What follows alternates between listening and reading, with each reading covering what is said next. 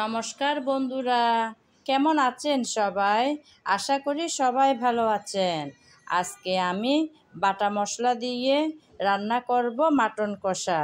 আজকালকার দিনে কিন্তু এই ব্যস্ততম শহরে বা গ্রামে যেখানে বলুন না কেন, কেউ কিন্তু আগের মতন বাটা মশলা দিয়ে খুব একটা রান্না করে না। তো বাটা মশলা দিয়ে রান্না করলে কিন্তু দারুণ স্বাদ আসে তরকারির। তাই তো আমি আজকে মাটন নিয়েছি, এখানে 1 কেজির পরিমাণ রান্না করব বাটা মশলা দিয়ে। এখানে নিয়েছি আমি জিরা, ধনিয়া, এখানে নিয়েছি লাল শুকনো মরিচ, তারপর নিয়েছি আদা রসুন, তারপর নিলাম এখানে লবঙ্গ, গোলমরিচ, এলাচ, দারুচিনি। এগুলো আমি প্রথমে ব্লেন্ডারে জারে ব্লেন্ড করে নেব। সঙ্গে আছে পেঁয়াজ কুচি। তাহলে আপনারা দেখতে থাকুন কিভাবে আমি রান্নাটা করে নিচ্ছি। প্রথমে আমি মশলা ব্লেন্ডারে জারে ব্লেন্ড করে নেব। মশলা আমি ব্লেন্ডারে জারে ব্লেন্ড করে নিলাম। এখন রান্নাটা বসানোর পালা। তারপর আমি কিছুটা দই নিয়ে ফেটিয়ে নেব একটা বাটিতে। আমি আগে থেকে বাসায় দই বসিয়ে রেখেছিলাম, সেই দই থেকে কিছুটা পরিমাণ দই তুলে নেব। দই নিয়ে তারপর আমি একটা বাটিতে ভালো করে ফেটিয়ে নেব। আপনাদের যদি হাতের কাছে দই না থাকে তাহলে গুঁড়ো দুধের মধ্যে ভিনেগার অথবা লেবু দিয়েও এই টক দই বানাতে পারেন।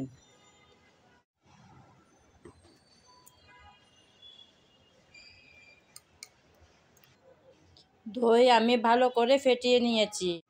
মাংস রান্না করার আগে আমি ম্যারিনেট করে নেব, তাই সেজন্য আগে বেটে রাখা সব মশলাগুলো আমি দিয়ে দিলাম।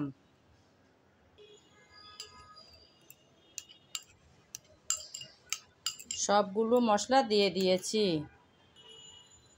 এখন দেব স্বাদ মতন লবণ। এখন দিয়ে দেব ফেটানো টক দই। এখন সব একসাথে ভালো করে আমি মেখে নেব।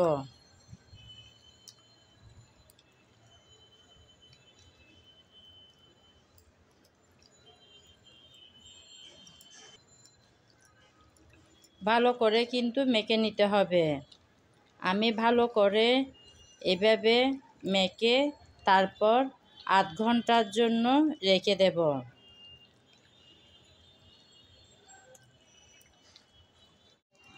ভালো করে মেখে নিলাম। এখন রেখে দেব আধ ঘন্টার জন্য। ফিরে আসব আধ ঘন্টা পর। আমি আধ ঘন্টার পর চলে আসলাম। সুন্দর করে ম্যারিনেট হয়ে গেল। এখন রান্নাটা করার পালা। রান্নাটা বসাবো বলে চুলায় একটা প্যান বসিয়ে তাতে পরিমাণ মতো সরষের তেল দিয়েছি। তেল কিন্তু অবশ্যই সরষের তেল দিতে হবে, নাইলে কিন্তু তরকারির ভালো স্বাদ আসবে না। তেল এখন গরম হয়ে গেল। গরম তেলে দিয়ে দিচ্ছি 3টার মতন তেজপাতা। তো তেজপাতা দিয়ে দিলাম। এখন সামান্য করে নেড়েচেড়ে ভেজে নেব, খুব বেশিক্ষণ ভাজতে হবে না। এখন দিয়ে দেব কুচানো পেঁয়াজ। এই যে সব পেঁয়াজগুলো আমি দিয়ে দিচ্ছি। আমি প্রায় অনেকটা পরিমাণ পেঁয়াজ নিয়েছি।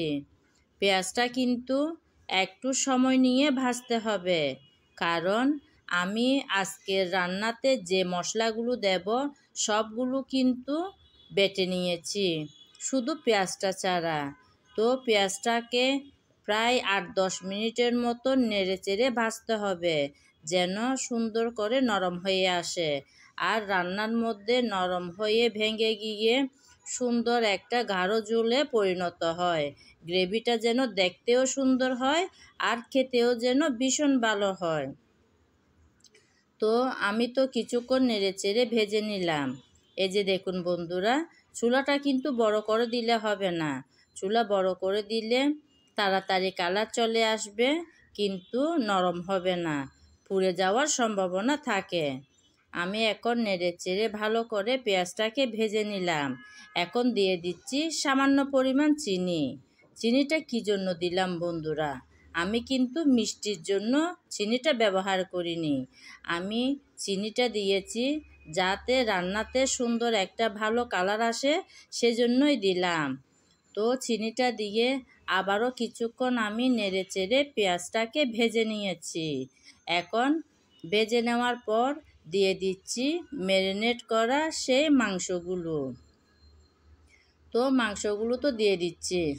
আমি আগে থেকে সব মশলা এভাবে বেটে রেখেছিলাম বলেই রান্নাটা কিন্তু অনেক সহজ করে হয়ে যাবে, অনেকটা অল্প সময়ে। এমনি যদি আমি একটার পর একটা মশলাগুলো দিতাম না, অনেকটা সময় লাগতো। তো আমি সব বাটা মশলা দিয়ে আগে ম্যারিনেট করে রেখেছিলাম, সেজন্যও কিন্তু অনেক মজার হবে আজকের রেসিপিটা। তো আমি এখন তো দিয়ে দিলাম, দিয়ে একটু নেড়েচেড়ে ভালো করে মিশিয়ে নিচ্ছি যাতে কষানোটা ভালো হয়। তো এভাবে নেড়েচেড়ে কিছুক্ষণ মিশিয়ে দেওয়ার পর আমি ঢাকনা দিয়ে কিছুক্ষণ আবারও কষিয়ে নেব। এই যে আমি এখন ঢাকনাটা দিয়ে দিলাম, কিছুক্ষণ এভাবে কষাতে থাক। তো কিছুক্ষণ কষানোর পর আমি কিন্তু ঢাকনা উল্টিয়ে আবারও একটু নেড়েচেড়ে ভালো করে মিশিয়ে দেব যাতে নিচে না লেগে যায়, কারণ আমি কিন্তু এখানে এখনও পানি ব্যবহার করিনি। আগে থেকে ম্যারিনেট করে যে পানিগুলো বের হয়েছিল সেই পানি দিয়েই কিন্তু রান্নাটা এখনও হচ্ছে। তো আবারও একটু নেড়েচেড়ে দিয়েছি, আবারও এখন ঢাকনা দিয়ে রেখে দেব কিছুক্ষণের জন্য।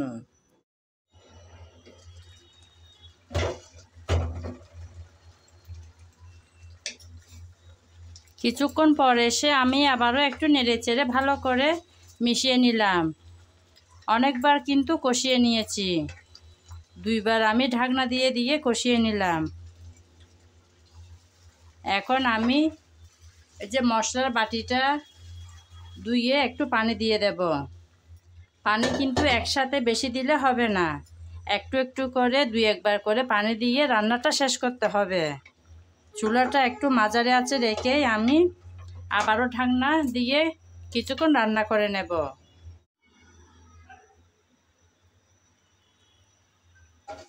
বন্ধুরা, আমি চুলাটা মাঝারি আঁচে করে অনেকক্ষণ রান্না করে নিয়েছি, প্রায় 50-60 মিনিটের মতন লেগেছে পুরো রান্নাটা রেডি হতে আমার। আপনারা তো সবাই জানেন খাসির মাংস রান্না করতে একটু বেশি সময় লাগে। রেডি হয়ে গেল মজাদার বাটা মশলা দিয়ে মাটন কষা। আজকের রেসিপি যদি আপনাদের ভালো লেগে থাকে তাহলে আমার চ্যানেলটি সাবস্ক্রাইব করে আমার সাথে থাকবেন। আর যদি ফেসবুক পেজে দেখে থাকেন তাহলে পেজটি ফলো করে দেওয়ার অনুরোধ রইল। আজ এ পর্যন্ত, সবাই ভালো থাকবেন, নমস্কার।